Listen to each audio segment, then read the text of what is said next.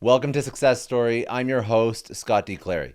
The Success Story podcast is part of the HubSpot podcast network, which has other amazing podcasts like Business Made Simple, hosted by Donald Miller.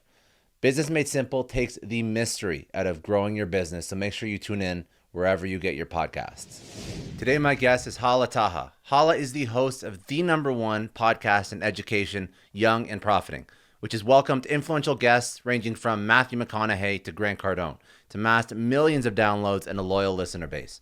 Her career began in radio production at Hot 97 on the Angie Martinez Show while she was still in college. She later launched an entertainment news blog site called the Sorority of Hip Hop, leading an all-women team of 50 bloggers. As the blog site boom slowed down, she pivoted, earned her MBA, got valuable corporate marketing experience at HP and Disney, and then she built YAP Media. She's CEO founder of YAP Media, a full-service social media and podcast marketing agency. She has built a thriving business with high-profile clients and over 40 employees. As a testament to her success, she was also featured on the cover of Podcast Magazine. She is a powerhouse in personal and professional development, brand development, and marketing. Her insights have made her a sought-after speaker and industry leader in all things marketing, brand, podcasting, and social media.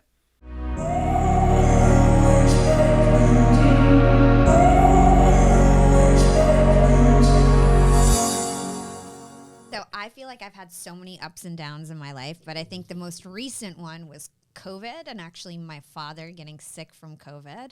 And so I started my social media and podcast agency when he was in the hospital, really sick and basically unconscious. And that really triggered me, to take things to the next level. I had my podcast. I was working at Disney streaming services and corporate marketing.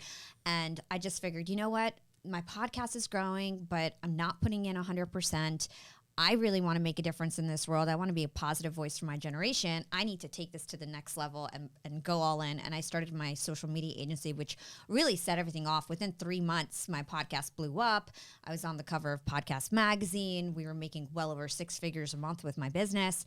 And so it really just took off right away once I, realized that life is so short and that I was running out of time, just like my dad was. That's really interesting. Do you think that as an entrepreneur, the most successful ones have this like traumatic, or not traumatic, but their life is not always perfect, right? There's all these different, I think there's a lot of entrepreneurs are successful immigrants that come over and they haven't been handed everything, so they work extra hard. And Gary Vee speaks about this all the time. And I'm curious, how do you tell somebody who wants to build something to create a little bit of adversity in their life, not as obviously as traumatic as what you went through, because that's super, super traumatic, but I get it. I get why there's like a light bulb moment. But how do you coach somebody and help them understand the value of a little bit of adversity in the long game for entrepreneurship, building your own thing? Yeah, I would say the number one thing is to not be afraid to get experiences and get rejected or fail, because I feel like the reason why I was able to kind of take this big risk is because my whole life I was used to taking big risks. I was used to, trying out for a play and maybe not getting the part, or running for a class president and maybe getting VP instead, and just getting used to that kind of failure and trying. Sometimes you knock it out of the park, sometimes you don't get it. And I think that a lot of people who are really smart, who grow up getting really good grades, they're so afraid of taking risks because everything they do is sort of so perfect, or they're used to getting good marks and not failing, that when real life comes along, they don't know how to just take risks and go for things. But you didn't take risks immediately throughout your career. I mean, you still worked for somebody in a 9 to 5. So walk me through even your mindset and what you were trying to accomplish in your career, what you didn't get out of that, why you even, because people do take risks, but you could have taken risks in other ways. What prompted you to want to build your own thing? Was your dad or your parents, were they entrepreneurial? Was that something that was ingrained in you as a child, or no? Yeah. So my dad was a surgeon, and he actually grew up in Palestine, super poor, grew up in war, ended up coming to America, getting a scholarship, becoming a surgeon, chief of surgery, really successful guy, came from literally nothing, super generous, super humble, hardworking. So I did get that experience as a young person, seeing my dad basically make something out of nothing. And that was definitely inspiring. He's definitely my hero in that regard. In terms of me kind of not taking risks, I actually started corporate super late. I dropped out of college to work at Hot 97, the #1 hip hop and R&B station for Angie Martinez, and was an intern that got paid nothing for 3 years. That's actually massive risk, even in a 9 to 5 type job, more safe environment. Exactly, but I wasn't actually getting paid. I used to make money selling underground showcase tickets at night, and was like this like party girl. You know, I graduated undergrad with a 2.3 GPA, and kind of was just like really wild when I was younger to a degree, but wanted to make it and had my ambition of being on radio, being in entertainment since I was 19 years old. And then I started a blog site when I was like 24. Went back to college. That was killing it, too. I almost got 50 employees at that or something? 150 bloggers in and out of the organization. And we were like famous in the tri-state area. We almost had a show on MTV. And so I was an entrepreneur for the first like 6 or 7 years of my young adult life. Okay, I understand. I just didn't really make it, you know, like we were famous and it was, you know, really cool, and it was great experiences, and I learned how to build websites and graphic design and copywriting and learned how to hack social media, and it was really good for my skill set in terms of like getting rich off of it. Didn't really figure it out. Then I got my MBA because I didn't get a show on MTV that, you know, they filmed us all summer and then they pulled the plug, and I sort of was devastated, like, oh my gosh, it's been 7 years of me basically working for free, trying to make it. Maybe I'm not cut out for this. That's when I got less risk averse. Like, that's when I was like, I am not sure I can take these risks anymore. I want to be a normal person. I want to make my parents proud. And then I went and worked at Hewlett Packard and Disney, and started my podcast 4 years later. I thought I would never get back on a mic. I thought I would never be in entertainment again. But, you know, it was actually corporate that, like, I didn't get certain opportunities that I wanted. I was getting promoted left and right at Hewlett Packard. But every time I sort of made a big change, like starting my podcast, starting my business, it was some opportunity in corporate that I didn't get, and I realized like I can do this on my own. Like I can be successful on my own, and I need to put things in my own control and power, and that's why I always would make these big changes. I feel like something that you alluded to is that when you do have this entrepreneurial spirit, it's impossible to let go of it. So I didn't realize that you went to build your own thing and then went to corporate because it was like you were getting pounded with stress, and it wasn't like lack of success, but it definitely wasn't like not like incredible, now where crazy it's like a monetizing, growth, whatever. So I think that that's something to note as well. I think that I speak to a lot of entrepreneurs, and like when you look at your story now, a lot of it makes sense, and not everybody is actually meant for entrepreneurship. I don't think that's, if you speak about, you know, building for 7 years or whatever with no success, that's very stressful. Yeah. But then when you are built for it, you know, and you generally have an inclination to always want to try and build something. And even if for the first 7 years, a listener was in a corporate job, they know when they want to build something. So how you built is very impressive to me, because the building a side hustle, turning into something huge is like obviously like near and dear to me. This is like how I did this show, and how you've built your show. So walk me through how you take the first steps, because I know people are listening who actually want to take those steps, and they're scared, they're nervous, they are risk adverse, but they have this like passion inside them to build all the time, and that's something that I think is it's a beautiful thing. Yeah. So how do you do that safely? Because a lot of people, the hustle culture, the quit your job, the go into something full, I actually disagree with that adamantly. Me too. And you, obviously you're living proof of that. So what did you do for your podcast? Yeah, so my podcast is actually not the first thing that made money. My social media agency was the first thing that was like my official side hustle, because my podcast, up until the social agency blew up and I had time to invest back in it to grow the show and then get sponsors, it was really my social agency that monetized first. So basically what I always recommend with side hustles is not to invest too much money before you know there's actually demand, and to also be super open to what people are telling you that you're good at. So for the longest time, my podcast was really big and notable from the start in terms of the guests that would come on the show. I was a LinkedIn influencer. We can talk about that if you want. And people who would come on my show, I was working this cushy job at Disney streaming services, making well over 6 figures and kind of crushing it as a young corporate person that only had, you know, a few years experience in corporate. And the guests that would come on my show, they would end and they would be like, Hala, like your LinkedIn is crushing it. Your videos are amazing. I had a team of about 20 volunteers that enabled me to have this huge podcast while working full time. And they would always ask me, can you do this for me? Can your team help me? And I would always say, you know what, this is just a hobby. You know, this is just for fun. Thank you so much. I've got a great job. Like, I don't have time to help you. I'm really sorry. I can teach you, but I can't actually do this for you. Until, like I mentioned, COVID hit and I saw my dad dying, and I saw, you know, the fact that it might take me 20 years to become the CMO of Disney if I ever get there. But I have this opportunity to channel all this demand that people are asking me about. And it wasn't until that point that I actually was open to the opportunity, that this was actually a thing. And so once COVID hit, Heather Monahan was basically stalking me. You probably are familiar with her. She's a podcaster, big LinkedIn influencer, and she basically wouldn't leave me alone. And I told her the same thing. I can teach you on the weekends, or like, I'll teach you. So I started having calls with her on Saturdays, trying to teach her how to video edit. I was showing her all of our templates and things like that. And she's like, Hala, your stuff is better than Gary Vee. I just had a call with YAP Media. I need you to help me. I want to be your first client. You're out of your mind. You don't even like your Disney job. You have a team. Like, let me be your first client. And I was like, you know what? Fine. And so she literally, I charged her something really small, like $700 a month to run her LinkedIn. We crushed it. We started taking over her podcast, her Instagram. She started paying more. Then my second client that I landed was a billionaire and paid us $30,000 a month to run all of his accounts. And all of a sudden, I had money to pay my team. Damn. I had interns, volunteers. Yeah. And then I got Kara Golden, the CEO of Hintwater, another huge contract. 1-800-GOT-JUNK CEO, Brian Scudamore. I know so, like, huge clients, one after the other. 6 months later, I'm still working at Disney streaming services because I'm working from home. I have no commute, all this extra time. That's when I actually quit my job. I had 30 employees around the world and was crushing it already. And I say that story because I really took my time, because I was like, I don't want this to be a fluke. So to go back to how to start a side hustle, you got to make sure that you've got the demand and it's continuing and you're stable and you're able to replicate whatever money you're making at your job, at least more than what you're making, plus your expenses. And so I sort of waited until I knew that I could pay myself way more than what Disney was providing with me. And I really took my time.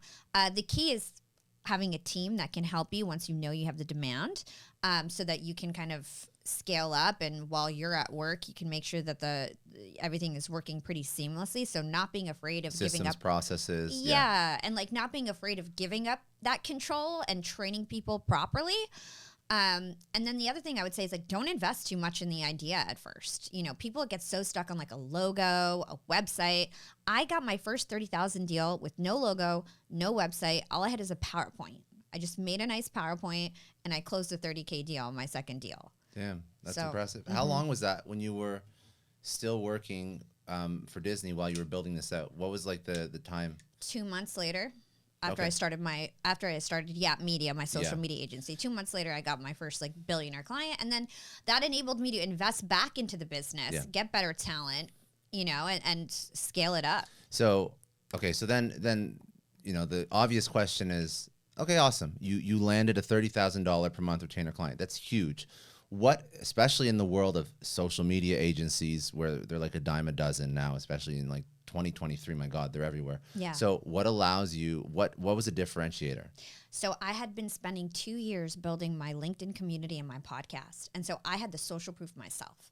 So before people got on a call with me, they were already closed. You know what I mean? I just had to kind of let them know what it was. They saw my success. They saw Heather's success. I blew up Kara Golden. Like I was making all these people influencers that I just had so much social proof. And for 2 years, I didn't sell anything. All I did was build my brand and credibility. And I never sold a thing. So by the time I launched my social media services, everybody was hungry. The other thing, I was really clear on who my client was. I wasn't after like just everyone. I wanted somebody who was in the self-improvement space, CEO of a huge company, a best-selling author, a celebrity. And those were the same people that would come on my show. So I created a lead engine tool. My podcast was a lead generation tool. I would make all these connections. I would never, ever talk about YAP Media services. It would just be in really subtle places like my email signature, right? Or they would see it on my LinkedIn profile. And usually what would happen is after the interview, it would either turn straight into a discovery call. They'd be like, Hala, like, I know you have this social media thing. Can you tell me about it? Walk me through it. Or, 2 months later, they would reach out to me and be like, Hala, I need you. Because I built that trust. I didn't try to like outwardly sell to them. And people buy from people that they like and trust. And so that just enabled me to never have to use any paid ads. And my company made $5 million in 2 years, no paid ads. It was all just lead gen from my absolutely podcast. Insane. And okay, so let's actually break down. I want to understand why you were successful in building this. Like, what was because there's podcast agencies and there's social media agencies and they're siloed. And I don't think they hit $5 million run rate in 2 years. So what is the thing that you're tapping into that other people can learn from? You're turning people into influencers. It's an ambiguous term for a lot of people. How did you have this formula to make someone famous? Because everybody's trying to do this. Yeah. It's really hard for 99.999% of people. So what is the formula to make someone famous? So the reason why my company was so successful is because we, like you mentioned, there's social media agencies and there's podcast agencies. I filled a gap. There was no like, I'm the number one LinkedIn marketing agency.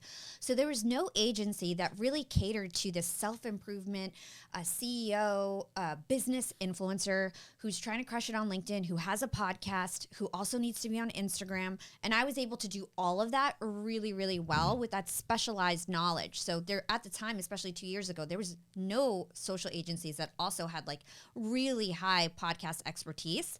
Plus, I'm a growth marketer. So I blew up my website when I was 25 years old hacking Twitter. Then I hacked LinkedIn and figured that out. Then I hacked podcasting and figured out how to grow shows. And I'm one of the most knowledgeable people about growing shows. And in terms of the formula, it's about knowing every platform and knowing every single game that there is. Every platform has a different algorithm that you've got to crack, right? Same thing with podcasts, same thing with LinkedIn. They think it's a professional network that's not really like a social media platform. It's just like Instagram or any other platform. You've got to just crack the algorithm. And so I just kind of figured out how to grow for myself. And every time I figured out something for myself, I would then offer it as a service for somebody else. Do you feel like as an entrepreneur, unpacking that particular point, if somebody else is looking to build something, what advice do you give somebody wanting to build something that does have a specialty or an expertise in something? How do they go about taking a product to market? Yeah. Well, first of all, you have to make sure that you're really clear on what you're selling and that you're good at one thing and you do it better than everybody else. I think a lot of people start a business. First of all, they don't know if anybody wants the service. Like I was saying before, you've got to make sure that people are actually asking you for this. You don't want to create demand. You want to channel demand, right? It's very smart, actually. There's a huge difference. A lot of people don't get that. Exactly. People create products that they think people want without knowing that they want them. So I would say, number one, make sure it's a product that people are asking you for, that you're the number one expert, that you're super focused, you learn the ins and outs of it, and you can do it better than anybody else, and start with one really good product. So for me, that was like LinkedIn and podcasting. I knew I could crush it. That's really what I just focused on. And then I started adding YouTube and Instagram and other things once we kind of got our feet on the ground. And after I figured it out for myself, if I've never done it well for myself, then I'm not going to sell it because I don't want to take somebody's money and do a 50% job.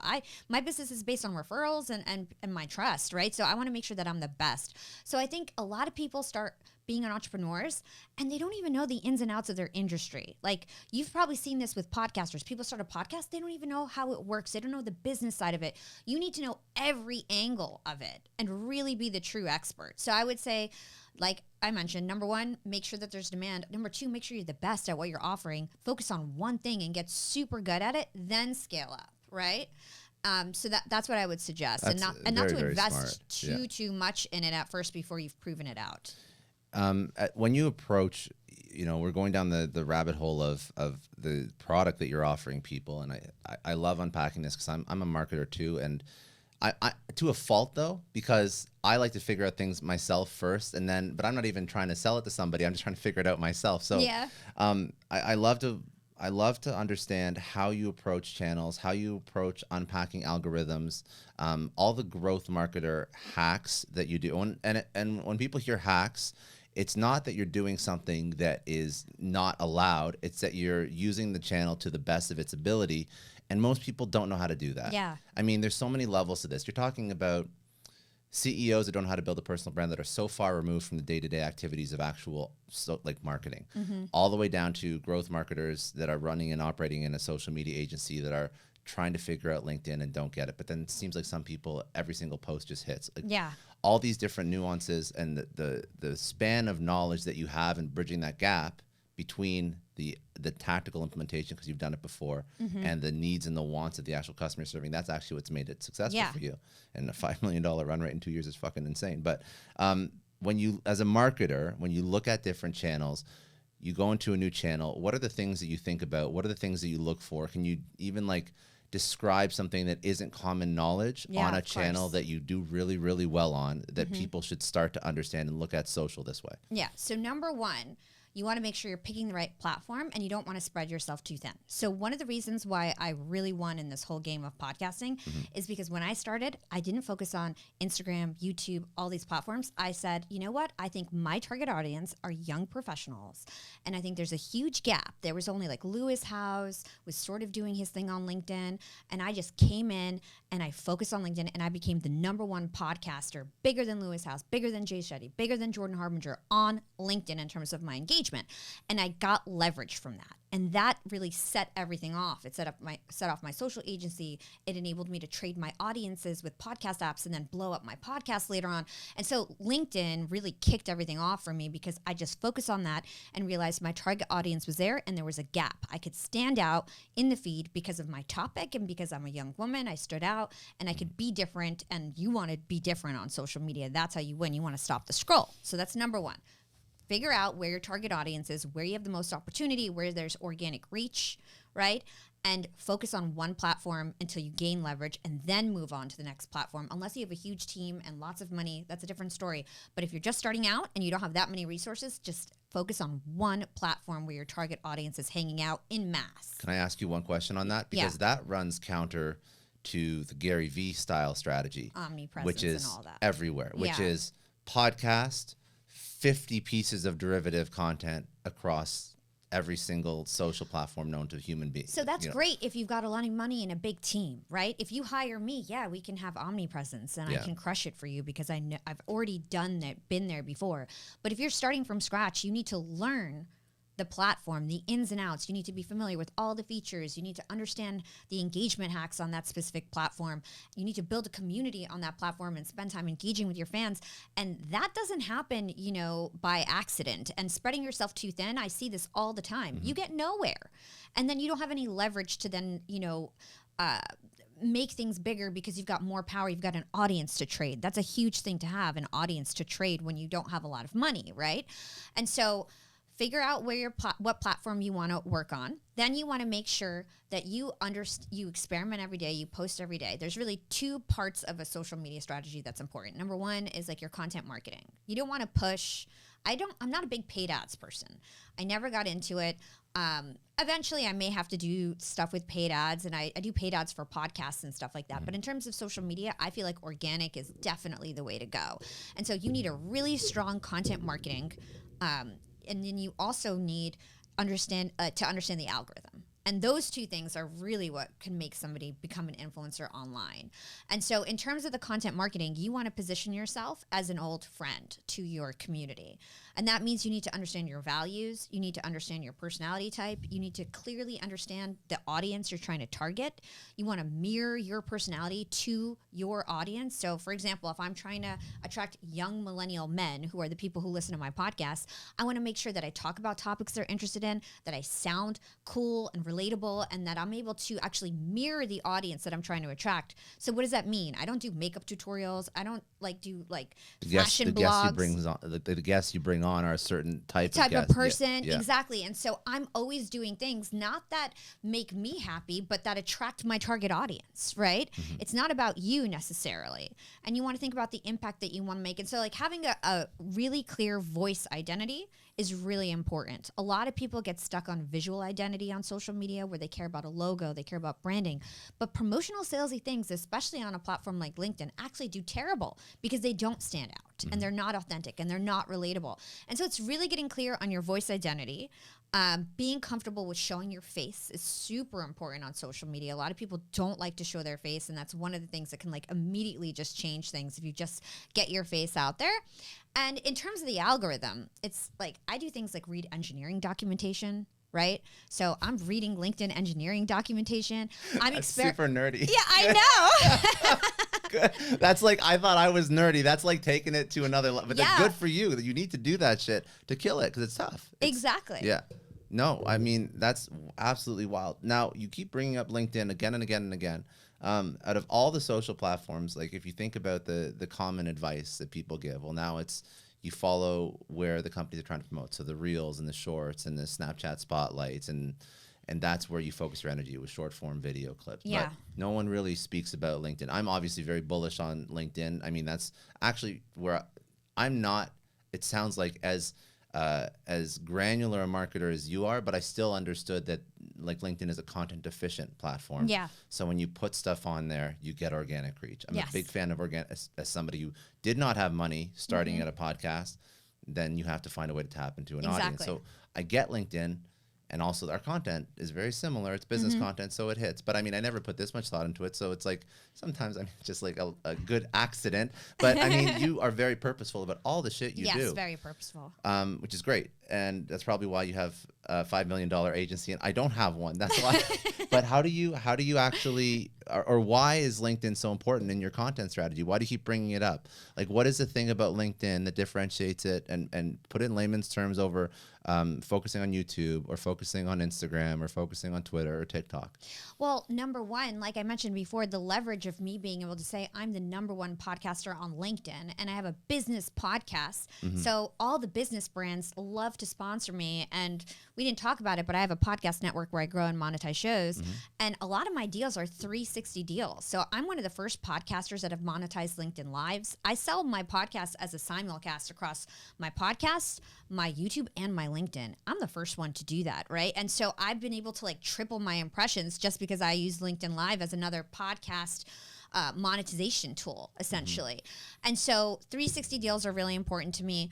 Speaking engagements come from LinkedIn primarily. A lot of my, clients are authors. Speaking engagements come from LinkedIn, not from Instagram, right? So really important for authors and the types of clients that I run. Something that I want to talk about, because you mentioned it before, but we didn't really get to talk about, is, just basic rules of growing on social media. And I can take it from like broad cross-channel to then we can focus on LinkedIn. Yeah, sure. So first, every social media platform, no matter what it is, their goal is to keep users on that platform, right? And anytime you post on social media, you need to remember that if you want to be rewarded on this platform, you need to keep users engaged and you need to keep them on the platform as long as possible. So if you do anything that brings users off the platform, that bores them, where people skim over your stuff, you're never going to win. You want to stop the scroll. You want people to spend time on your posts, to take viral actions on your posts. And that means that you really need to know the content marketing that's going to resonate with your target audience, but then also how to like hack things to make sure that people do spend time on your posts and don't leave the platform. That's how you get rewarded no matter what. The other thing is that in this world, everything is mobile. You want to take up as much real estate as possible on the feed. It's super important. People miss this. So on LinkedIn, for example, people will put up horizontal images or text posts with no graphic. That's the worst thing you can do, because the average person on LinkedIn is scrolling through 9 posts, right? And if they just skim over your posts, you're actually going to lose points for the algorithm because you didn't have dwell time. Nobody actually stopped and looked at your stuff. And so the bigger the image, the better. So on LinkedIn, that's like a 4:5 aspect ratio for a graphic. And if you have a photo with a person on it, people are spending more time looking at the person rather than like a promotional graphic or something like that. And so big photos right now work the best on LinkedIn. Videos don't work well. The only thing that works well with video on LinkedIn is like LinkedIn Lives. That's why I do a lot of LinkedIn Lives. And so people try to take the same strategies like Instagram Reels and do it on LinkedIn. It doesn't work. It's a whole different platform with a different set of rules that are prioritizing certain features. It's not like Instagram. So that's a big problem. I see people trying to replicate, what they do on one platform when it doesn't work that way. No, I was going to say one more thing just on that point. Yeah. Sorry, I'm like a fire hose. No, you're good. You're good. I love it. It's an easy interview that way. But when you see people that are just copying the strategies, I want to highlight something. Yeah. I think what you're seeing people that follow Gary Vee or some other social media influencer, and they see that Gary has a very sophisticated strategy, but you do see that he'll just take a random video that he posted on Instagram and he'll post it on LinkedIn and it'll get thousands of likes and comments. But you cannot equate what he has, which is critical mass of an audience, versus what you're doing, which is no audience. Yeah. And I think that's the issue. People replicate that and they're like, well, if he's doing it, I should do the exact same thing. You're playing at a different level, and you have to play at the level that you're at to eventually get to where he is. Yeah, and by the way, so somebody like Gary has well over a million followers on LinkedIn, and his engagement's the same as me, and I have 200,000 followers. So he actually has a very poor engagement rate because, like you said, he's just replicating, and he's just got this huge audience. So it does well, but he could be doing so much better if he was leaning into the features that LinkedIn is actually promoting. The other thing is skimmable content, right? People don't like to read. And these algorithms want to keep users on the platform. So a platform like LinkedIn is actually going to deprioritize your post if you've got big chunky paragraphs and you're making people work because they know people are going to skim over them. And so big chunky paragraphs, you get deprioritized. Linking in the caption, taking users to another website, deprioritized. The other thing that's really unique about LinkedIn is that the last stage of the algorithm is actually human editors. This is way different than any other platform. And so an influencer like me and all my clients, I know how to manipulate the algorithm so much that like we're always going viral. So my worst performing posts, 1,500 likes, and then ranging from like 1,500 to like 5,000 likes. But then sometimes I'll get 100,000 like posts, 60,000 like posts, 8 million views, 10, like nobody's getting these types of results on LinkedIn. And the reason why is because my content is actually aligning to the LinkedIn editorial agenda, because the LinkedIn is actually scanning the most popular posts and anything that aligns to careers, hiring, graduation, point in time holidays, Women's Day month, Black History Month, whatever is on their editorial agenda, they're going to pour gasoline on it. And they're going to stop anything that's salesy, anything that's promotional, anything that's promoting me, my LinkedIn masterclass or whatever it is. And they're actually going to pour gasoline on the stuff that aligns to their agenda. So whenever I'm thinking about client strategy in terms of content marketing on LinkedIn, I'm like, what is the intersection of your niche and careers? Because that's how we're going to go massively viral. What's your ratio of promotional to editorial guideline focused content? On LinkedIn, sales happen in the DMs. Always. LinkedIn is going to do, from the first step of the algorithm, LinkedIn is deprioritizing salesy and promotional stuff. If you link out, deprioritized. If you have salesy keywords in your post, deprioritized. LinkedIn is in the business of making LinkedIn money and keeping users engaged and entertained on the platform. And they want to reward content creators who do that. And by the way, only 6% of people who are on LinkedIn are actually content creators. So there's a huge opportunity for everybody to be that like dominant person in their niche, just like I was the number one podcaster or the number one podcaster on LinkedIn. Do you think if when you do sales, so say you adopt this strategy, nine posts are great, and then the 10th one you sell, is there a de-ranking of all your content now? So this is such a great question. LinkedIn actually judges your last 10 to 15 posts in the algorithm. We can talk about, if you want me to break down the algorithm, I'm happy to do it. I would love to, because this is really deep and I've never heard anyone speak about some of this stuff. Nobody knows this stuff. It's not a book. I've learned it. I've basically tested it and I'm running all the influencers on LinkedIn. So I feel like I'm one of the only people who actually know the algorithm besides people who work at LinkedIn. So I'm happy to break that down. So you want me to break it down from scratch? Let's do it. Okay, so there's 4 steps. Let me get a drink of water because it's a lot. I appreciate it. No, I mean, listen, I know that you speak a lot about LinkedIn, and I know that's part of like your service offering. But like, there's a lot of people that speak a lot about LinkedIn. No, they don't know anything. That's why I'm like, I didn't know if I wanted to go into it. I'm like, yeah, I want to go into it because I want to learn this shit. Yeah. Okay. So there's 4 steps to the algorithm. Yeah. Okay. Number 1 is spam filters. So this is actually LinkedIn's like AI machine, their machine that is basically scanning every post that comes out, and they're putting it into 3 buckets. First is spam, then it's low quality, high quality. Okay, so spam is the usual: pornography, profanity, using too many hashtags. So compared to Instagram, on LinkedIn, you really should be only using 3 hashtags. I can go into hashtags for 10 minutes if you want, but really 3 hashtags, anything over 5, they're actually going to deprioritize you because they think you're spamming. Also, like the way that the platform works, just hashtags actually work against you sometimes if you don't use them smart on LinkedIn. If you tag too many people, if you tag celebrities, a lot of people do this, like tagging 20 people in their posts. Yeah, I've had people tag me that don't even know them. Spam. You get flagged for spam, it's not going to go anywhere. Okay? So those are some examples of like As soon as you do it, LinkedIn's just going to stop your post, right? Then there's low quality, and it's scanning for things that are really like nuanced. So like I mentioned, big chunky paragraphs. You have big chunky paragraphs, you get deprioritized. That's why all the influencers on LinkedIn are doing that line by line style. That's on purpose to be skimmable, right? Linking out to an external third-party website, deprioritized because you're selling on LinkedIn, okay? Not having keywords in your posts that align to keywords in the people who are in your target audience, deprioritized, okay? Not leveraging certain features, you'll get like not having a picture, deprioritized, okay? Then high quality. That's you're following all the best practices. You're not tagging. You only have 3 hashtags. You've got skimmable content. You've got a graphic. You get into high quality, okay? Step 2 of the algorithm is it's basically feeding your content to a subset of users on LinkedIn. Now, this is super important. It means that you need to make sure that the people in your audience are actually active on LinkedIn. There's a lot of people on LinkedIn who look at stuff and don't engage. There's probably a lot of people that are in your first connections, and you're only allowed to have 30,000 of them on LinkedIn, that got a job, never came back on the platform. You probably have a lot of, if you've been on LinkedIn for years, you probably have a lot of dead connections. You actually need to remove those people, because you want to make sure that when you first post something on LinkedIn, that it gets fed to your small subset of users and people take viral action, because then LinkedIn will serve it to more people. So really important to clean up your following for that reason. And then this step is also just in case like something got like missed, and if people report it, hide it, LinkedIn can, put the can on the post right away. Third step of the algorithm is super interesting. It's content scoring. And LinkedIn is really looking at 2 things. It's looking at what is the probability of somebody actually taking viral action on your posts, and this being a successful thing that keeps users entertained. Then they're also looking at author stickiness.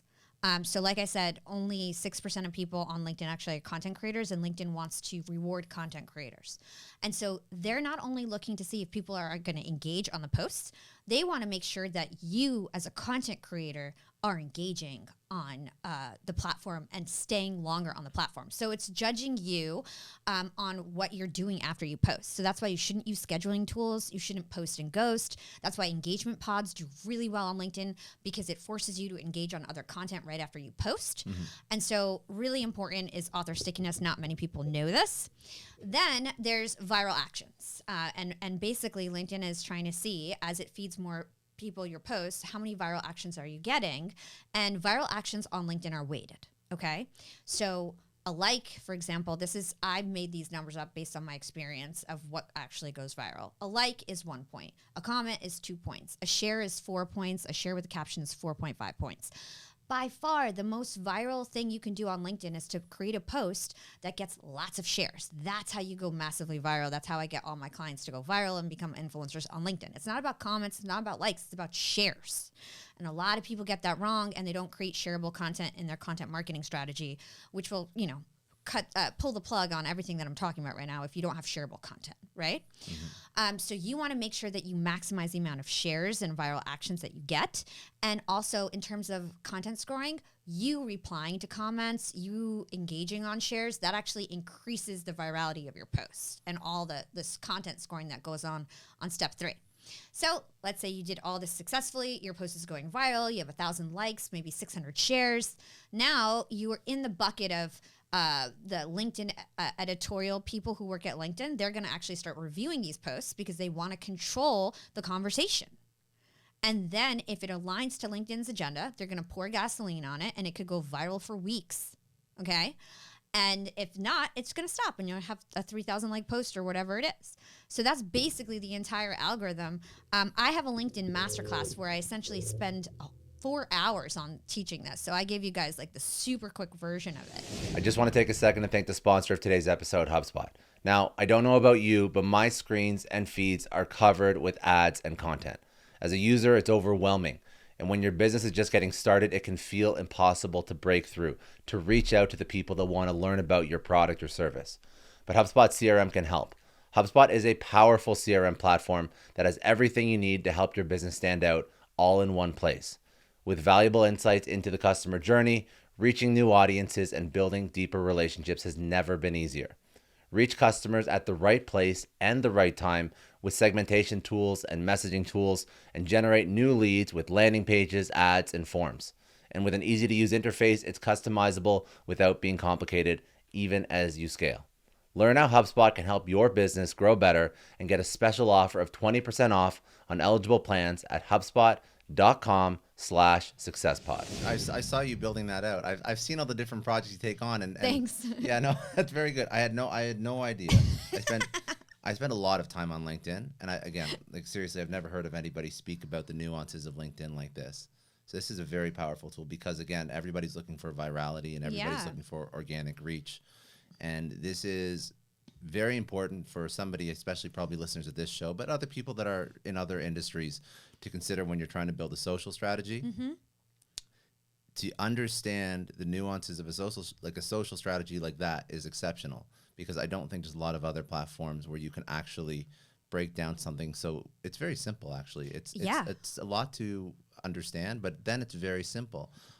Outside of posting reels, I'm sure there's some nuances as to what type of content TikTok likes or Instagram likes, but for a business audience, it's like painful to figure out how to get these short form reels to go viral on TikTok or Instagram. Yeah. It's brutal. So this is the opportunity. This is the pure opportunity. I actually wanted to go into, I'm trying to think about other LinkedIn things. I think that's a lot of LinkedIn. They can go and get your masterclass. Yeah. If you want, we can talk about sales strategy on LinkedIn. Actually, I did have a question for you about LinkedIn. Yeah. So when you're saying that there's zero promotional and all the content is going viral, so you're using LinkedIn Live for your podcast because that's part of your 360. That's where you get extra impressions and views, and that's how you build the #1 podcast and podcaster on LinkedIn. But then when a new show goes live, you're not actually promoting it in a post. Are you or no? So I'm leveraging LinkedIn Live in that regard. So I actually have a tool. That's how you get a new. That's how you get a new show in front of the LinkedIn audience versus including it in a post, linking off to an exactly. Apple or You always need to adapt to what the platform's doing. So, for example, on Instagram, of course, I'm leveraging Reels. I have the talking head videos. They actually perform really well. I'm doing collab Reels and making sure my guests, making it a requirement that they collab with me so I get their reach. That's the game on Instagram. On LinkedIn, I'm actually taking my YouTube full video and I'm replaying it. It's not live. It's just a replay using the Restream app. And I'm replaying it, and I convert so many subscribers this way.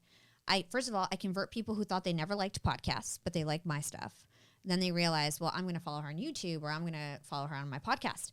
And the people who engage on LinkedIn, we actually retarget them in the DM. So you can use this for any business. It just happens to be that I'm in the business of getting podcast subscribers for this one tactic, right? So people like and comment on my live stream. What they're really doing is giving me permission to reach out to them. It's called permission-based marketing. And then I, notice their behavior and I write a note to them. Hey, I noticed that you engaged on my post about, my recent interview with Alex Hormozy. I would love for you to check out Young and Profiting Podcast if you like this kind of content. Here's the link. And then, we ask them for their feedback. They listen to the show. Hey, can you copy and paste? Thank you so much for loving the show. Can you copy and paste this as an Apple Podcast review? And every single salesy post, whether it's podcast, whether it's about my masterclass, we've got a little drip campaign that goes on in the DMs where we know exactly somebody engaged. Now let's retarget them in the DMs. Let's talk about the behavior that they took, because then it's not spammy or salesy.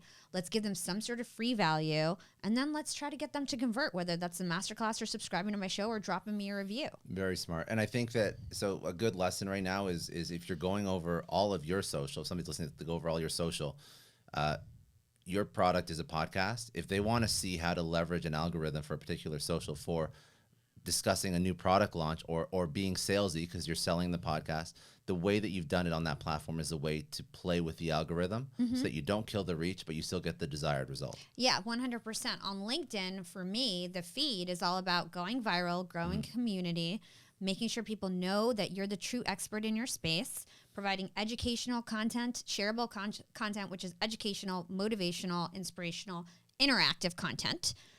Feed to grow your community. And then people who engage on that stuff, you're going to get more eyeballs, more people engaging. Talk to them in the DMs. Talk to them one-on-one. That is the sales strategy, at least for LinkedIn. Other strategies. So let's talk about podcasting. So let's talk about other strategies that you use and now you use to grow the show. So I'm assuming there's a similar social strategy, but there's a lot more to growing a show than just being present on social. Oh, so yeah, 100%. What would be, and we can, I guess it depends on who you want to teach to. You can teach to somebody who's starting off and then maybe get a little bit more advanced for people that have a podcast like me. I'll be a student. And how do I grow the show take it to the next level? How does somebody starting off as well also day one on an RSS feed with no organic reach get their first few subscribers? Because every single digital marketing thing applies, from social to paid to SEO to all that. So So number one, you need to realize that most people don't listen to podcasts, right? People on social media, half of the Americans in the world have never even turned on a podcast. Most people are barely listening. You know, there's avid podcast fans, and then there's people that listen to 1 or 2 episodes a month, right? You want the avid podcast fans, and those people are in the apps. They're already on their specific podcast app that they choose to use. So you need to be as visible as possible in the podcast apps. So what does that mean? First of all, great SEO, right? One of the biggest mistakes that I made, I've ended up making it anyway, but my show was called Young and Profiting. Nobody was searching that. Right? Yeah. I wish I called it Young Entrepreneurs. You don't understand how many mediocre podcasters I meet, and they've got a podcast called Self-Help or something, Self-Help Daily. And people are searching that all day, then they find it. Yeah. And they've got more downloads than me. They don't know how to monetize it. They have no idea how podcasting works. They're not even successful, but they've got a huge podcast because it was an accident, because they had good SEO, good keywords. So if you can stand out with a good keyword, that will be in your best interest in terms of just organic, easy downstream traction to get an audience. So that's number one, good podcast SEO. Number two is there's 70 different apps that make up this podcast space. One of the reasons why I became very successful in podcasting is because I didn't just care about Apple.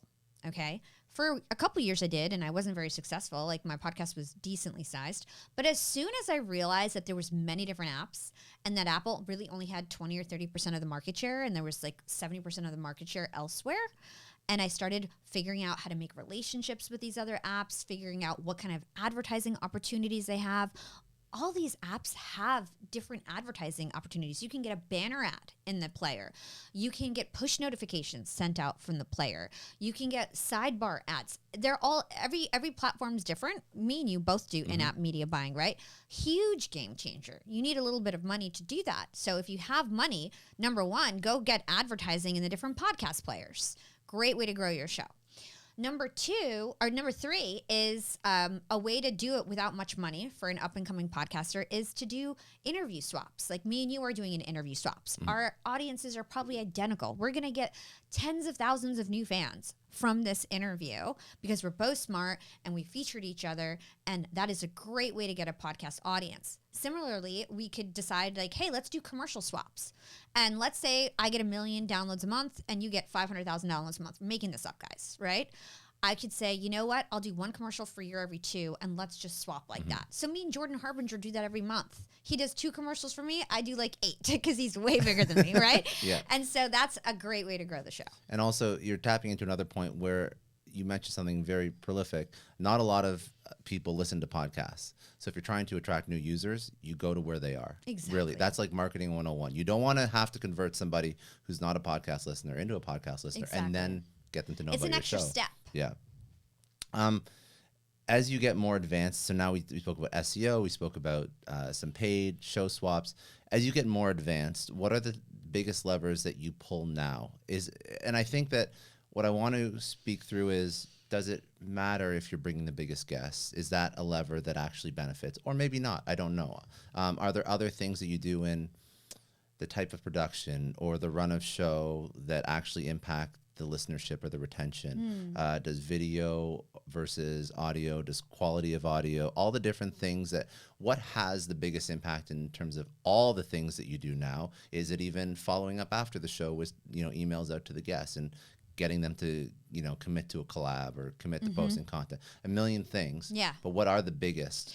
Yeah, it's such a good question because as you get bigger as a podcaster, it's all these little things start to matter to differentiate yourself. There's only 250 of us right now that are really crushing in this world and monetizing and all that. And so you asked me a question in terms of, does it matter with the guest? to be quite honest, my solo episodes do the best. People are listening to me and you because they're, they could choose to listen to any of the million podcasts out there. They're invested in me as a host. And so my solo episodes do better than my guest episodes. But here's the thing, for my credibility, for growing my Instagram, it's really important, and my YouTube, super important to get the big guests. So I see the biggest return on my guests in terms of like their caliber. I had Grant Cardone on recently, Alex Hormozi, I had Matthew McConaughey on. I get so much reach on Instagram when they share my stuff, and on YouTube, because both those platforms are really good when it comes to featuring celebrities. So that's my main thing with guests. I don't really see a bump in my downloads. It's always pretty consistent. It's more the traction that I get on social media and my credibility that they help me grow on the social side. So that's the guest question. In terms of like little things that I think I do differently than other big podcasters now, we send every podcaster a customized box. It's a blue box with my branding on it, with my face on it. We send them a mic to control the sound so that all my stuff sounds super good. We send them branding, a mug. It talks about my agency, talks about who I am. Now, when guests come on the show, before we did this, for example, I had Deepak Chopra that came on the show, and he showed up and he was like super unhappy and not impressed, and like he had bad energy. Now, when guests come on the show, like they're so impressed and they're like, I'm so excited. And one of the reasons is because the box just makes it seem so fancy. They're like, geez, this girl spent... It differentiates. Yeah, she's like, this girl spent $500 to send me this thing. Like, must be a huge podcast. Like, they must be crushing. Yeah. And so they come with like a different level of energy. Really helpful. Plus, we get to control the sound. So, little hack that I do as a podcaster is that. And, I'm really all about growing, and like now all I care about is just growing and retaining my show. As you know, with sponsors, it's like the bigger we are, the more money we get. It is so scalable, way more scalable than my agency. So I'm just trying to think, how can I maximize my impressions? How can I grow YouTube? How can I sell as a simulcast? How can I just, increase my impressions as much as I can so that I can make the most out of every show? And another thing you touched on, as a host, sometimes it's hard to get the best out of the people that come onto your show. Like Deepak Chopra is a huge name, but showing up with shitty energy is not good for the interview. Exactly. So what would be the recommendation for hosts that are trying to get the best out of their guest? Is it the prep? Is it the questions? Is it the framing? Is it the making somebody feel so comfortable so that they feel they can open up? How do you be a good host? So number one, you want to make sure that as soon as they come on, that they just have such a great, smooth experience. So that means making sure you're on if it's virtual, making sure you're on there 10 to 15 minutes before. Now I have a producer that shows up that kind of chit chats with them, make sure that all the tech is there, that they feel comfortable, that they have water. I then introduce myself and I make sure that they know who I am, who my audience is, that they feel comfortable. I say something to make them know that I researched them. So like when me and you were talking before, you were throwing things out to me like, we're going to talk about your blog, we're going to talk about this. Immediately put me at ease. Oh, he did his research. Oh, this is going to be easy for me. He came prepared. The worst thing you can do as a host, I've been on podcasts where they've been like, how do you pronounce your name? And I'm like, why am I here? Like, you know what I mean? You also don't have a very complicated name. Yeah. And I'm like, why am I here? Like, you literally could have listened to the 5 seconds of any one of my videos and knew my name. So it's like, just don't come off with any sort of disrespect, something that's easily Googleable and not know it. That puts people at ease. I love that. I want to talk about LinkedIn, podcasting. Now let's just talk about like general entrepreneurship lessons for people. And we sort of touched on it a bit at the beginning, but you work in all these different types of platforms. You figured out how to growth hack LinkedIn to a podcast. What is your advice for individuals that want to stay on top of trends in marketing? How do you stay so that you're always operating, that you're always killing it because algorithms change, platforms change? What's your process? Do you have teams that go out and research what's new, what's working? Is it you listening to other content so people can stay up on top of marketing trends? Yeah. So number one, like I mentioned before, focus. I think people are so unfocused. So to this day, I'm not focused, for example, on TikTok. I don't give a crap if I'm on TikTok right now. Because to me, I'm like, I got too much fish to fry on LinkedIn. I got too much fish to fry on YouTube, Instagram, podcast. If I add TikTok, it's going to take away from what's going on the other platforms. So you got to know your limits and realize what is going to actually bring you the most ROI right now. What should you milk right now and focus on and learn instead of spreading yourself too thin. So that's number one. Your question again was what? It was, how do you stay up on top of trends? Okay, yes.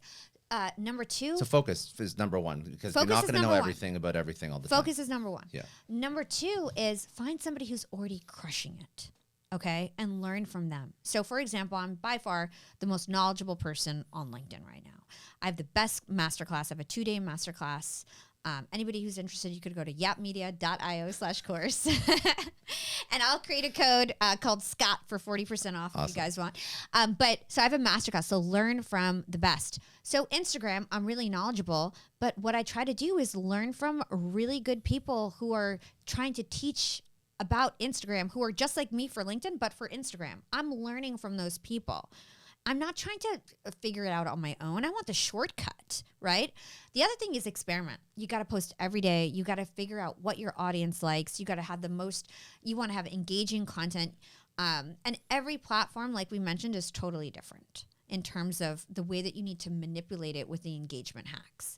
So that's really important to understand if you want to grow, and you need to understand those engagement hacks. So what resonates content-wise? What are the different engagement hacks that you need to do so you're actually visible in the feed? That's like the first battle on social media, is just getting visible in the feed. Mm-hmm. And every algorithm is different, like we talked about. Do you feel, in your background, you had corporate marketing experience, and now you have super scrappy entrepreneurial marketing experience? Yeah. Walk me through the differences. Yeah. Walk me through what a CMO of a Fortune 50 could learn from an entrepreneur, and vice versa. Yeah. So number one, what I noticed in corporate is that everybody has institutional knowledge. And when I came, for example, when I worked at Hewlett Packard, I was the most tech savvy person because I had learned in the streets, essentially. And so I was so scrappy, I knew so many different skills. Like I had graphic design skills, video editing skills, SEO skills, website building skills. But when you have institutional knowledge, you tend to be in a silo. A lot of these corporations, like they want you to do your job. And if you step on someone's toes, it's actually not a good thing. And so you end up just learning one really specific skill and not really good at lots of different things, which I think is really important for social media, is to be really good at copywriting and also design and having all these different skills. In corporate, you tend to learn one thing really, really good, and it's not necessarily transferable in terms of that skill set when you are in the real world trying to make it. The other thing is just being on the ground, right? So actually posting, being the one who posts it, being the one who comes up with the ideas, being the one, goes back to what I was just saying, that's end to end, from thinking of the actual topic to creating the caption to posting it up. You don't necessarily need to be the one creating the video asset or whatever, but at least having responsibility throughout the end-to-end process in terms of what goes up. Then you're really close to it and you can understand what's working, what's not, actually being active on the platform, talking to the community, looking at what other influencers are. Studying your competition is huge, and getting a pulse. So it's just a matter of being on the ground, where as a CMO, it's sort of easy to lose touch of what's actually going on. Neil Patel, one of the largest, his background's in SEO, another marketing influencer. He always says, if you want to learn how to build anything, build a personal website. Just SEO your personal website, build your own build your own social media, do all the stuff yourself. And then you know how to, first of all, as a CMO, actually, I've seen people that, they just know how to manage because they're so far removed. They haven't done marketing in 20 plus years. And how do you keep on top of a 4-step LinkedIn process to fulfill all of these, content requirements or buckets? I'm going to go back and listen to it because I can't remember them all live, but I'll listen to it later and probably take some notes. But how do you stay on top of that when you haven't done it yourself in 20 years? Exactly. And it's not, so for example, now I have a team of 60 people. So I'm not the one doing everything, but I'm at least looking at it. Day one I was. Exactly. Yeah. You've got to at least start somewhere and then make sure that you're brushing up and hearing out your team in terms of what's changing. And also, I think another thing is the right team is looking for different ways to, the right team has that mindset of always looking for the new thing or the latest thing, and you're giving them the psychological safety to try new things they've never tried before. Screw up, it's okay. Definitely. We're breaking shit, we're trying shit. But a team that is able to do that as a leader, that will make your business. I think that's a super, super important thing too. Like, don't stifle creativity. Don't turn into a corporate. Or like, this is the way it's always been done. This is the way it's all. Actually, funny enough, the worst thing that I have ever done in any startup that I've ever worked in is hire somebody with industry experience. It always screws up. Not because they're bad. It's just because they've only done it one way. And that's the only way to do it. And that is like the death of a business. Yeah, so quickly. Because algorithms change all the time. Yeah, all the time. Transitioning from corporate into entrepreneurial, side hustle, startup, what was the biggest challenge? What is the biggest takeaway or lesson that you want to tell people that are thinking about doing something like this right now? For me, the biggest challenge, I think, I'm not sure how relatable this is going to be, but my team grew so fast. My company blew up so quickly that we went from 20 volunteers to 60 people around the world that I was paying and trying to start this business. Also unique is that I'm not just a CEO, I'm also like a spokesperson, a podcast host, a content creator. And so definitely pulled me in a lot of directions. So I needed to make sure that I had a really strong team. And so my tendency is to typically train up one person really, really well to take over different departments of my business. So now I basically have like my right hand who's running my social agency, my right hand who's running my podcast network. And it always starts with me creating it, creating the processes, creating the systems, creating the product itself, making sure it's sustainable. And I tend to stand up these parts of my business and then put somebody in charge so that I can work on the next thing and work on my brand, right?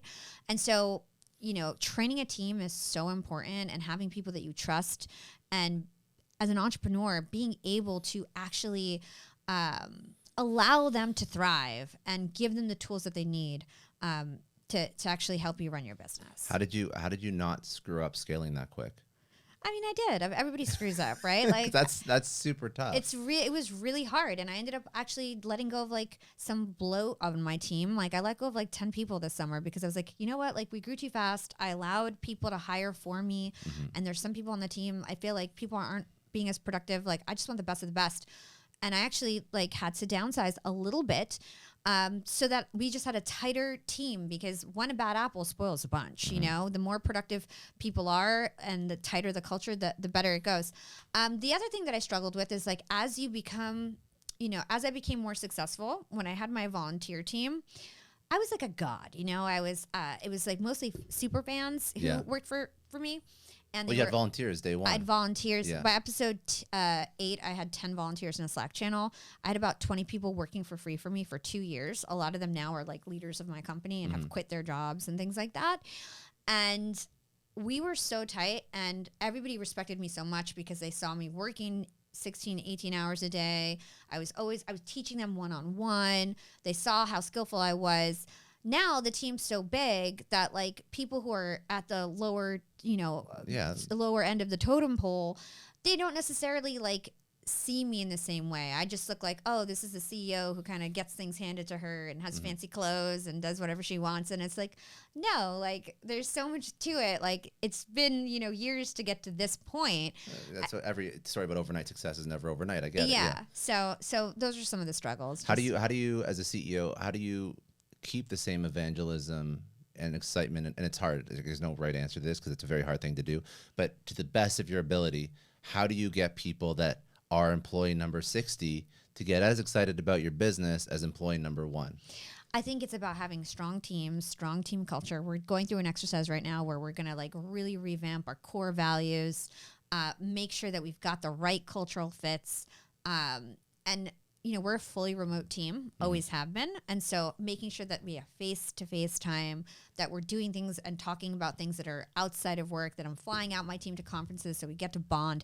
So it's just more about like this like family type aura that we're trying to like recreate. The team has great energy and we've got a great culture. But to your point, the bigger you get, the more like removed and spread out that culture gets, because you know, throughout the process, if you weren't super tight about the types of people that you wanted to bring in, there's people with different values that may be in your company. And you've got to like kind of contain that. So that's where I'm at right now, is like making sure that everybody aligns to the same values so that we could just move really fast together. I love that. And how do, as a CEO, you mentioned this as well, a CEO, but you're also talent. You're also on air, you're recording, and this thing is scaled so quickly.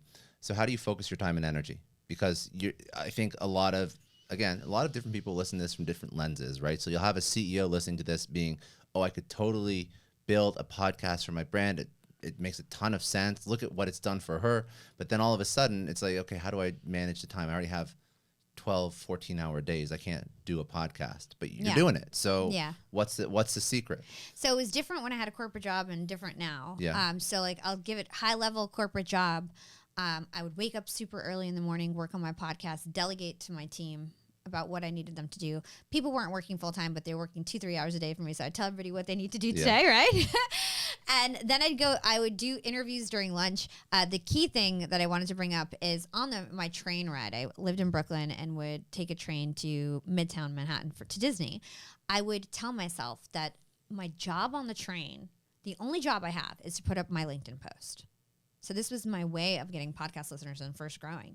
So my only job on the way to work was to put up my LinkedIn posts. So the lesson in this is to force yourself and give yourself a job during downtime that enables you to do something for your side hustle. So for me, it was like growing on LinkedIn, my job on the train, which usually people are listening to music, doing unproductive things. I was like, got to do my LinkedIn posts. On the way home, all my engagement, community engagement. I did that every day until I grew to like 100,000 followers and just did it consistently. And it was like no excuses. No excuse, non-negotiable. Every day, right? Yeah. Did my interviews at lunch, worked till midnight on my podcast, whatever. So just hustled for the side hustle, right? Now I batch everything because I have more flexibility. So I have 2 content days a week, no client meetings during that day. I study for my interview. I take my interview for YAP. Maybe I'll do guest appearances after on other podcasts, shoot some videos, 2 content days, get my hair and makeup done, have a cute outfit on all day, 2 days a week, right? Other 3 days, I'm CEO. Sometimes I don't, no camera. I'm not wearing makeup today, or I'm not, I just want to work, focus. You know what I mean? So I batch my days. There's on-camera days. There's off-camera days where I'm just CEO, just knocking it out on the computer, right? The other thing is I don't watch TV, no TV, only date nights with my man, whatever, just to decompress and have fun. But I don't watch TV. If I have downtime, I'm either researching stuff about podcasts, researching stuff about LinkedIn, getting into the industry, because that's the way that you win, right? And that's what differentiates me. To your point, how do you stay abreast? I'm constantly researching and seeing what's new in my downtime instead of being unproductive. Also, working out makes me smarter, makes me faster, makes me feel confident. And I make sure that I work out 4 or 5 times a week. It's really important to me. So those are some of the things that I do to stay on track. I'm curious about, as obviously an exceptional entrepreneur that's always on. There's I hear a lot of always on, and you're very, very focused. How does that tie into a relationship? How do you have a partner that supports that? How did you find the right person for that? Because that's something that literally every entrepreneur struggles with. Yeah, I mean, for me, it's funny because that's actually been a struggling point. I broke up with somebody I was basically married to. I was with for 11 years, who was an entrepreneur himself, because he didn't want me to be an entrepreneur. And during COVID, I started my business, and he was furious and stonewalled me and all these things. And I broke up with him to start my business. And immediately after we broke up, sometimes people can really hold you back, right? And immediately after we broke up, everything took off because he was basically preventing me from being my full 100% Hala. As soon as we broke up, became #1 female podcaster, podcast princess, all this kind of stuff. So that was pretty difficult, but I made that decision that, life is short, and I may love this person, still do, as a friend and whatever, but it is what it is. We're aligned. And sometimes, especially for women, men can't handle it. I'm pretty intimidating in terms of doing all these 100K deals and whatever. Most men can't handle that, And so it's been a struggle, but in terms of finding the right person. But in terms of the person that I'm with now, it's they need to be equally as ambitious. They need to understand that we're both working really hard. Go into the relationship setting expectations. 100%. And for me, it's really funny. My business partner, because I've been single in bouts for the last 2 years, right? Trying to find the right person. He's always you're a unicorn. You need a billionaire. You need this, you need that. And I'm I don't want a billionaire. Like I want a guy who's like as successful as me and we're a startup and we're working together and crushing and becoming a power couple and not having a dynamic where somebody's more powerful than me. You know, I want something equal and we grow together. Yeah. I mean, that's like very similar to the Layla and Alex exactly like style, right? Exactly. So you have to get him on shows with you now. Like, yeah, exactly. They're doing like a whole like couple podcast tour, I think. Anyways. Yeah. Okay. So after all of everything you've achieved, obviously you've had incredible success, but what have been the biggest failures that you've had over your career, over building YAP, over building your podcast, the agency? Yeah. Oh, what did you really screw up? So many. I'm sure a lot. What are the ones you want to talk about? I'm like, geez, where do I start? So like with my blog site, not really. I had a huge blog site, one of the most popular hip hop and entertainment sites in the world. Didn't figure out the ad monetization of that. Was really focused on the branding, the content strategy, which taught me a lot, and I don't regret it because I feel like part of the reason why I'm so successful now is all the branding, social media stuff that I figured out back then as a young lady. But I didn't figure out how to monetize. So it's like you always need to think about the ROI, right? Like you're in business to make money. And so figuring out the business behind what you're doing. So like we were talking about, so many like up and coming podcasters that like have no idea how to monetize podcasts. Why bother? You know what I mean? If you don't even have like a plan to either get something out of it, whether that's the networking, the lead generation tool, sponsorships, whatever it is. So really understanding how you get ROI from whatever you're doing. Other failures, like I said, like the hiring stuff, like one of the biggest things that like as my company was scaling, I put too much trust in people, which is a good thing and a bad thing. I'm really easy to let go once I feel like I can trust someone. But you really, especially as a small business owner, you've got to make every hire, right? I've got to be the last person that approves this person. You need to give people test period, like hire really slow, fire fast. Sometimes I'm too nice and I'll like keep people around for too long because I like feel bad for them. And I'm Everyone like, well, does this, I can technically afford the salary. And then it's like, you just hurt it. It hurts the rest of the team. It brings everyone down. And by the way, it's not good for them either. Like I started to realize that like the longer you keep somebody where they're not thriving, the worse it is for them, for their confidence to go find a place where they fit in. So those have been my two main struggles. I love that. No, it's good advice.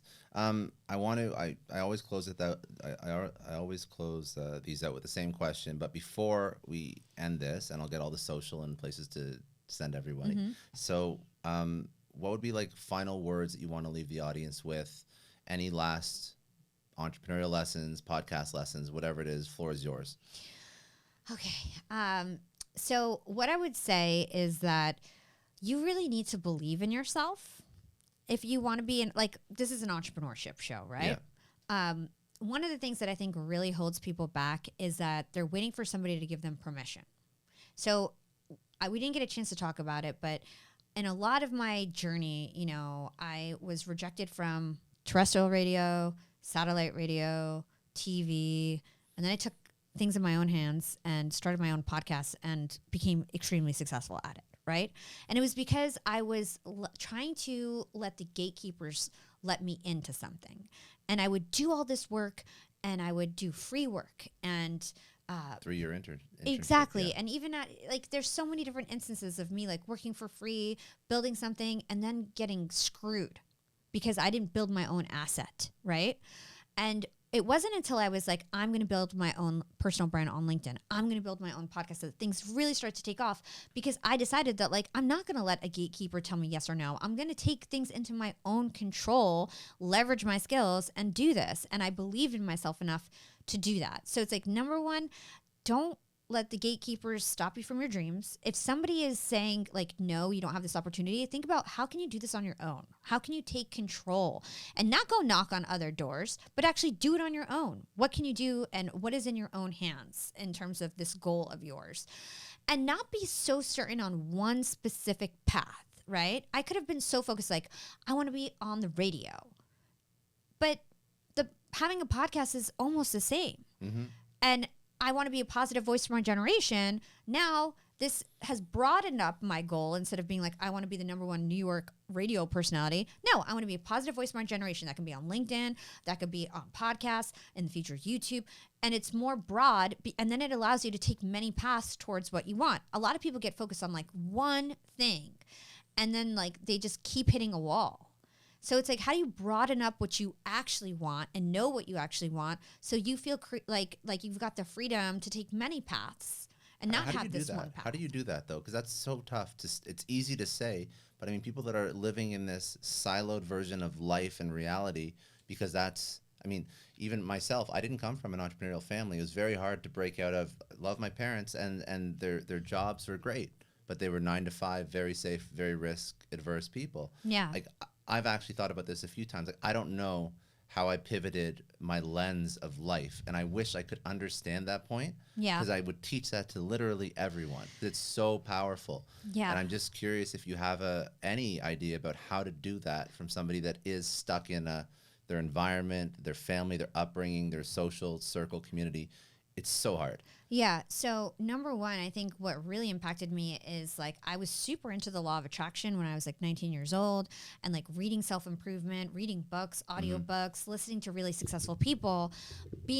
I was lucky. I was, working at Hot 97 on the #1 radio show. So meeting celebrities all the time. So being a celebrity wasn't unfamiliar to me. Like, it felt possible because as a teenager, I was around them, Felt real. So really helped me. If you don't have access directly to those people, you've got to get those mentors virtually. So books, joining masterminds, like whatever you can do, like bring your like level of influence up and be around people who do extraordinary things, so you feel like it's possible. So like, whether that's reading it in a book, joining a mastermind, following an influencer and becoming one of their and really studying them as even if you don't know them, and then leveling yourself up in life. So eventually these people that you admire become your mentors. Right? Super important. I crushed it in podcasts because I made sure that Jordan Harbinger was going to be my mentor. I would do things for free for him. I would constantly follow up with him, put him in any article that I got. As I was leveling up, I would keep trying to help him till eventually he was like, this girl is awesome, and I'm going to teach her everything. And he helped accelerate my career 5 years, because he just taught me the game. So it's like getting good enough and being respectable enough so your mentors actually want to help you. And that requires some chasing, And so that's really helpful.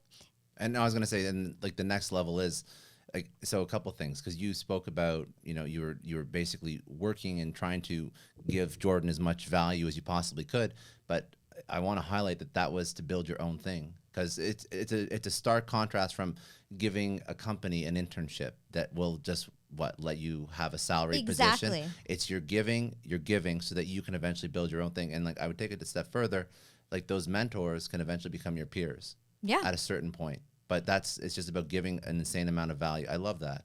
I really love that. It's just like getting around the right people to give yourself permission to believe that the life that they have, it's so easy to accept that as your own. And the fact that if somebody else has done it, if you deconstruct the steps to get there, it's hard work, but it's simple. It's 1 + 1 + 1 + 1 again and again. Yeah. So you get to the end result. And if you can understand that you can deconstruct that, then all of a sudden, like the ability or the possibility becomes a lot easier to wrap your mind around. Yeah, and the other thing I would say is, like, as an entrepreneur, the game is online, and you need a personal brand. Yeah. You really need to invest in that. If you're in corporate, fine, you really don't need a personal brand, because at this point, you're your resume. And but as an entrepreneur, you need to be online. It increases the amount of money that people pay you for whatever you're doing. It increases your visibility of your company. And it's no longer the day where you can really be behind the scenes, I think, in most things. So also, like, not being afraid of putting your face out there and working on your social media. I know too many entrepreneurs that are like, yeah, social media is not my thing. And I'm like, that's why you're unsuccessful. Like, Yeah, I agree fully. I mean, you said it. I'm not going to add more to it because it's perfect. Okay. Where should people go to connect with you, to check out your socials, to link? I think you gave a link for the LinkedIn Masterclass. So give me that. Give me that link and I'll put it in the show notes. But other places you want to send people.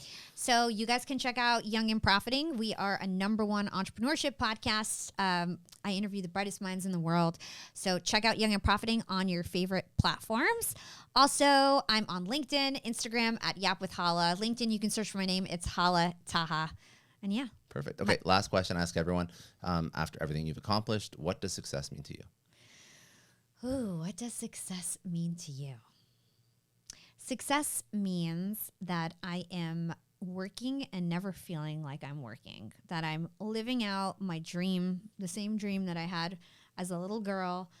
Instead of working for somebody else, I get to work for myself and enable jobs. And to me, doing work that doesn't feel like work feels like success, no matter how much money I'm making.